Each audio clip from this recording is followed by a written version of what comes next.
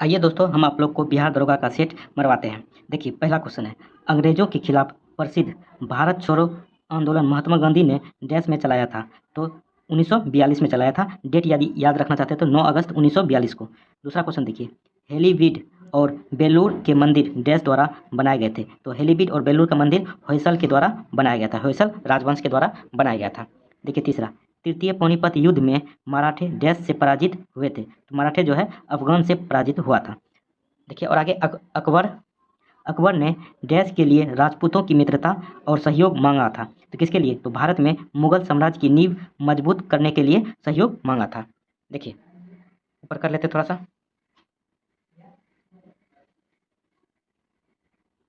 देखिए, अनुव्रत सिद्धांत किस धर्म से संबंधित है? तो अनुव्रत सिद्धांत जो है जैन धर्म से संबंधित है। इलाहाबाद उच्च न्यायालय का अस्थायी पीठ कहाँ स्थित है? तो इलाहाबाद उच्च न्यायालय का अस्थायी पीठ जो है लखनऊ में स्थित है। पीजोमीटर का प्रयोग निम्नलिखित मापने के लिए किया जाता है। पीजोमीटर का उपयोग जो है दो बिंदुओं के बीच दाब को मापने के लिए किया जाता है। उसके बाद क्वेश्चन नंबर 8 देखिए, राष्ट्रीय ध्वज में अंकित अशोक चक्र में तीलियों की संख्या कितनी है? तो अशोक चक्र में जो बीच में राष्ट्रीय ध्वज में उसमें तीलियां कितनी है? 24। पर्यटकों के लिए आकर्षक केंद्र कम्बन पार्क डैश शहर में स्थित है। तो कम्बन पार्क जो है बेंगलुरु में स्थित है। देखिए क्वेश्चन नंबर 10, तिरुविल्लुवर को समर्पित विल्लुवर कोट्टम डैश में स्थित है। तो ये किस शहर में स्थित है? तो ये चेन्नई में स्थित है। आइए क्वेश्चन नंबर 11 देखते हैं।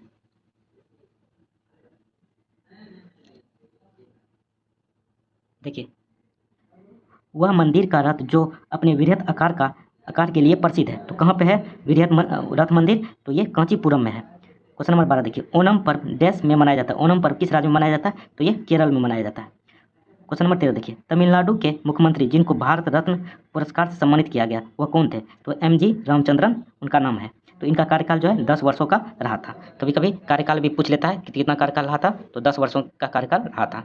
देखिए, क्रिकेट में विकेटों के बीच की लंबाई होती है। तो क्रिकेट में जो है एक स्टंप से दूसरे स्टंप के बीच की लंबाई जो होती है वह 22 गज की होती है। क्वेश्चन नंबर 15 देखिए, नाइटिंगेल ऑफ इंडिया कौन कहलाती है? तो ये सरोजिनी नायडू, इसे नाइटिंगेल ऑफ इंडिया भी कहते हैं। क्वेश्चन नंबर 16 देखिए, मुगल साम्राज्य की राजधानी को आगरा से दिल्ली हस्तांतरित किया था। तो आगरा से दिल्ली कौन हस्तांतरित किया था? तो ये शाहजहां ने करवाया था। क्वेश्चन नंबर 17 देखिए, धार्मिक लोक नृत्य करगम डैश से संबंधित है। तो धार्मिक लोक नृत्य करगम जो है किस राज्य से संबंधित है? ये तमिलनाडु से संबंधित है। क्वेश्चन नंबर 18 देखिए, भारतीय रेलवे पुनर्संरचना के लिए ढांचा कार्य तैयार करने वाली समिति का क्या नाम था? तो इसका नाम था राकेश मोहन समिति। आइए क्वेश्चन नंबर 19 देखते हैं। देखिए, अंत्योदय कार्यक्रम का प्रमुख लक्ष्य है। तो अंत्योदय कार्यक्रम चलाया गया था, तो इनका प्रमुख लक्ष्य क्या था? तो ग्रामीण गरीबों का उद्धार करना। क्वेश्चन नंबर 20 देखिए, दक्षिण अफ्रीका से लौटने पर गांधी जी ने प्रथम सत्याग्रह डैश में शुरू किया गया था। तो गांधी जी ने प्रथम सत्याग्रह कब शुरू किया, कहाँ शुरू किया था? चंपारण में। ये नील खेती के लिए, तिनकठिया प्रणाली के लिए ये प्रसिद्ध है। देखिए क्वेश्चन नंबर 21, विवेकानंद सेल स्मारक डैश नगर में स्थित है। तो विवेकानंद सेल स्मारक जो है कन्याकुमारी से में स्थित है। आइए क्वेश्चन नंबर 22 देखते हैं।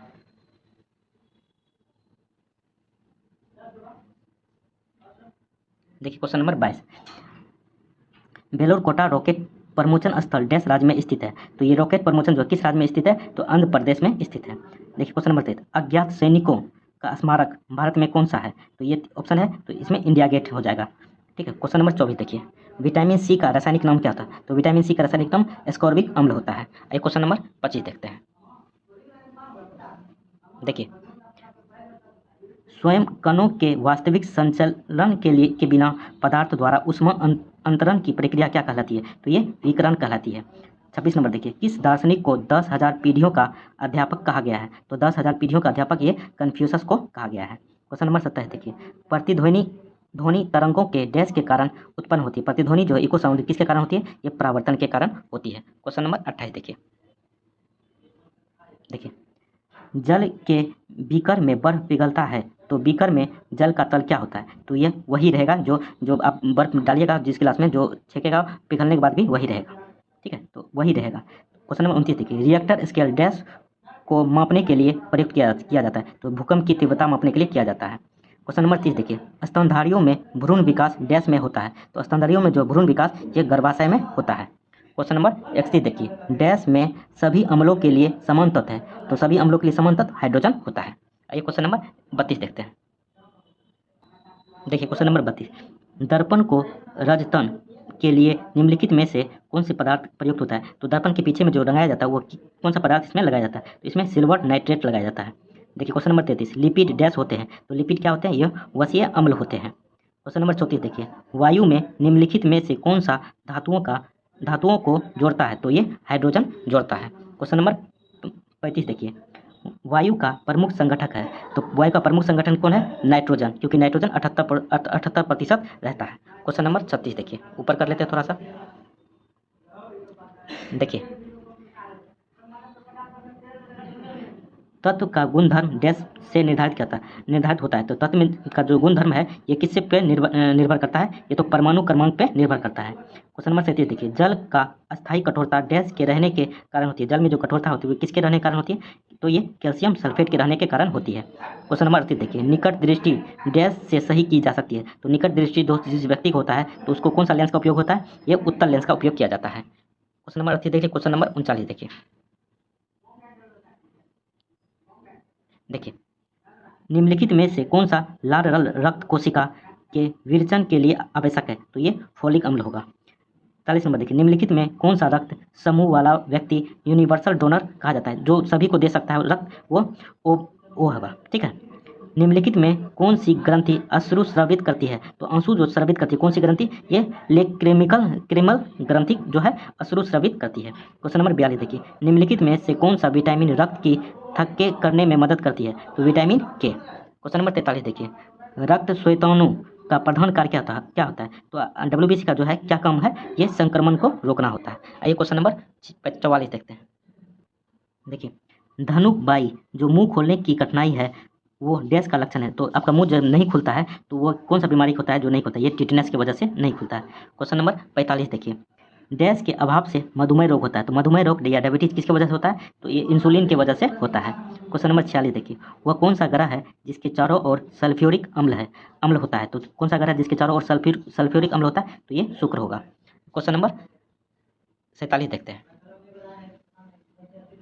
देखिए, कुंडली में प्रेरित विद्युत चुंबकीय क्षेत्र डैश से समानुपातिक होता है? तो कुंडली में प्रेरित विद्युत चुंबकीय क्षेत्र डैश में समानुपातिक होता है? तो ये चुंबकीय गालक और कुंडली के क्षेत्रफल का गुणनफल होता है। 48 नंबर देखिए, धातुएं अच्छी चालक होती है क्योंकि धातु जो है अच्छा कंडक्टर होता है। क्यों? क्योंकि उनमें मुक्त इलेक्ट्रॉन होते हैं, फ्री इलेक्ट्रॉन होते हैं। क्वेश्चन नंबर 49 देखिए, थोड़ा सा ऊपर कर लेते हैं। देखिए, सौर ऊर्जा प्रधानतः डैश के कारण होती है? सौर ऊर्जा जो होती है प्रधानतः किसके कारण होती है? तो ये भारी तत्वों के संश्लेषण के दौरान प्रोटॉन के संगलन की वजह से सौर ऊर्जा रोशनी देती है। क्वेश्चन नंबर 50 देखिए, आवेशित कण चुंबकीय क्षेत्र से होकर अपनी दिशा के लंब में चलता है तब क्या होता है? तो कण की गति अपरिवर्तित रहती है। क्वेश्चन नंबर 51 देखिए, डैश ऐसी कुंजी है जो अद्वितीय आंकड़ा संचय श्रेणियों में अभिलेख को पहचानती है? तो ये प्राथमिक कुंजी होगा। क्वेश्चन नंबर 52 देखिए, थोड़ा सा ऊपर कर लेते हैं। देखिए, विलियन दो या अधिक सारणियों से डैश को जोड़ने की प्रक्रिया है? तो ये आंकड़ा जोड़ने की प्रक्रिया है। क्वेश्चन नंबर 53 देखिए, नेटवर्क आंकड़ा संचय डैश आंकड़ा संचय के तुल्य है? तो क्या है? तो आइए देखते हैं। ये पदानुक्रमिक होता है। 54 देखिए, व्यापारिक संगठनों में अत्यधिक प्रचलित आंकड़ा संचय क्या है? तो ये नेटवर्क आंकड़ा संचय है। क्वेश्चन नंबर 55 देखिए, मानव शरीर में कितने गुणसूत्र होते हैं? तो कितने गुणसूत्र होते हैं? 46। 56 देखिए, भगवान नटराज का प्रसिद्ध मंदिर जिसमें भारत नाट्य शिल्प कला है डैश में स्थित है? तो किस शहर में स्थित है? तो ये चिदम्बरम में स्थित है। ये क्वेश्चन नंबर 57 देखते हैं। 57 थोड़ा सा ऊपर कर लेते हैं। देखिए 57, संरचनात्मक इंजीनियरिंग अनुसंधान केंद्र तमिलनाडु के डैश में स्थित है? तमिलनाडु किस क्षेत्र में स्थित है? तो ये चेन्नई में स्थित है। क्वेश्चन नंबर 58 देखिए, पर्ल सिटी एक्सप्रेस चेन्नई को डैश से जोड़ती है? तो पर्ल सिटी एक्सप्रेस चेन्नई को जो है तूतीकोरिन से जोड़ती है। 59 देखिए, तमिल नाटक पंचालियन सप्तथम के रचयिता कौन है? तमिल नाटक जो है पंचालियन सप्तम का जो रचयिता है यह सुब्रमण्यम भारती है। क्वेश्चन नंबर 60 देखिए, तमिलनाडु में पर्वत रेल संबंध ऊटी को डैश से जोड़ता है? तो तमिलनाडु में जो पर्वत रेल संबंधी ऊटी जो है इसको किससे जोड़ता है? तो मेटापालियम से जोड़ता है, मेटापालियम से। क्वेश्चन नंबर 61 देखिए, थोड़ा सा ऊपर कर लेते हैं। देखिए, संतुलन कीमत वह कीमत है जिसमें क्या होता है? संतुलन कीमत वह है जिसमें पूर्ति और मांग समान होता है।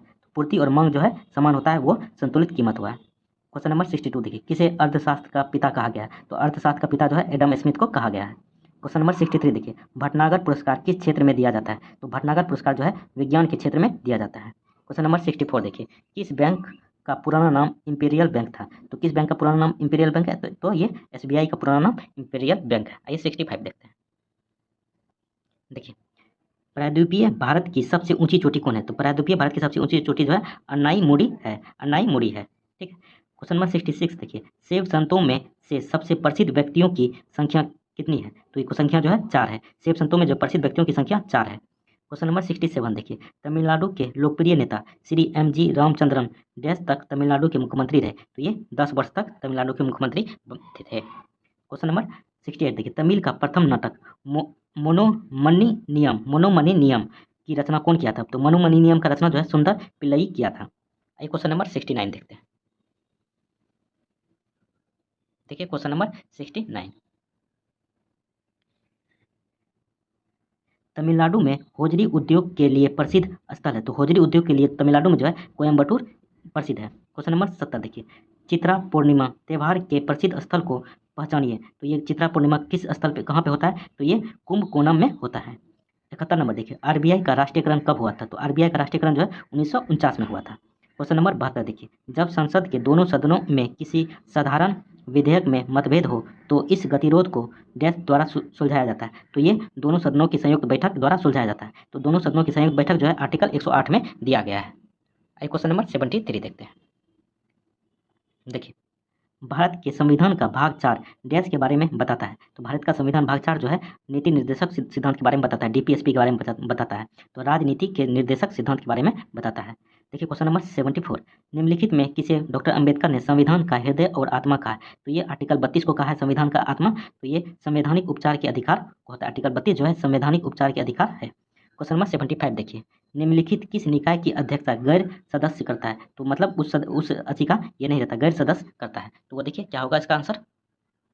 देखिए, ये राज्यसभा का जो अध्यक्ष होता है वो कौन होता है? उपराष्ट्रपति होता है। तो राज्यसभा का ये नहीं रहता है, तो बाहर से आता है, तो इसलिए गैर सभा के रहता है ये राज्यसभा। ठीक है। क्वेश्चन नंबर 76 देखिए, भारत के संविधान के अनुसार जो संवैधानिक अधिकार है किंतु मूलभूत अधिकार नहीं है, यानी मौलिक अधिकार नहीं है, तो कौन होगा? संपत्ति का अधिकार। ये कानूनी अधिकार है पर मौलिक अधिकार नहीं है। क्वेश्चन नंबर 77 देखिए, भारत के निम्नलिखित किस राज्य में महिला साक्षरता का प्रतिशत सर्वोच्च है? तो ये केरल हो जाएगा इसका आंसर। केरल राज्य में जो है महिला साक्षरता दर सबसे ज़्यादा है। आइए क्वेश्चन नंबर 78 देखते हैं।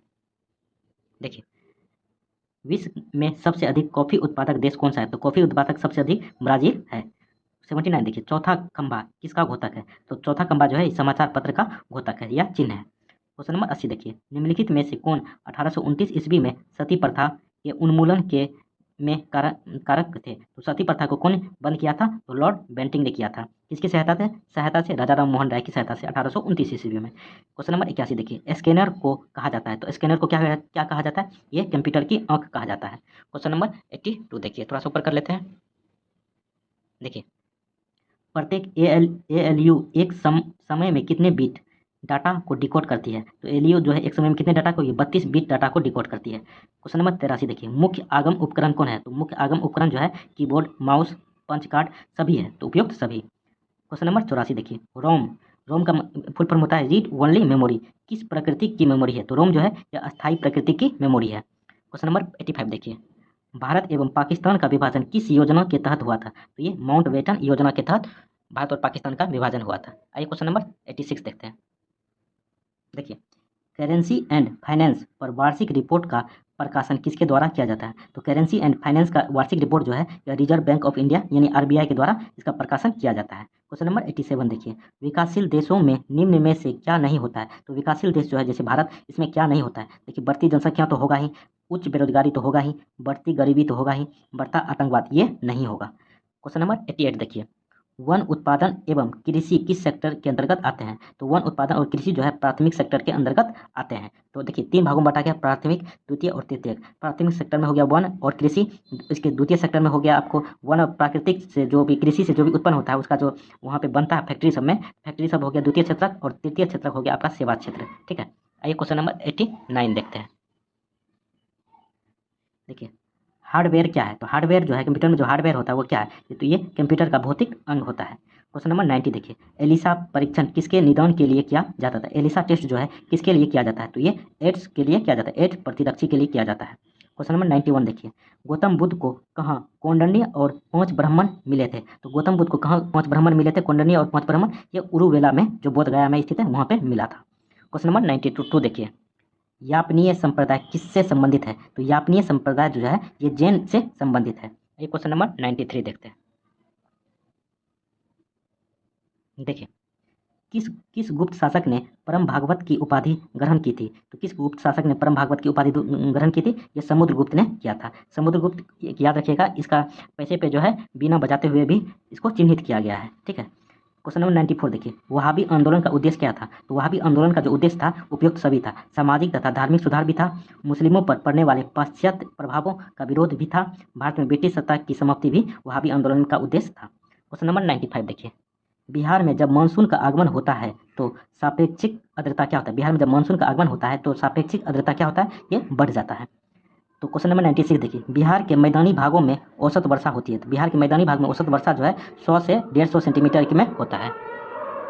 देखिए 97, बिहार में ग्रीष्मकाल में सर्वाधिक वर्षा होती है। तो ये पूर्वी भाग में होता है। दक्षिण पश्चिमी मानसून के प्रभाव के कारण बिहार में कुल वार्षिक वर्षा का कितना प्रतिशत होता है? दक्षिणी पश्चिमी मानसून की वजह से तो 80% होता है। बिहार में लोकसभा के लिए कितनी सीटें हैं? तो लोकसभा के लिए 40 सीटें हैं और लोकसभा का 40 सीट है, तो बिहार में जो है विधानसभा का जो है 243 सीट है।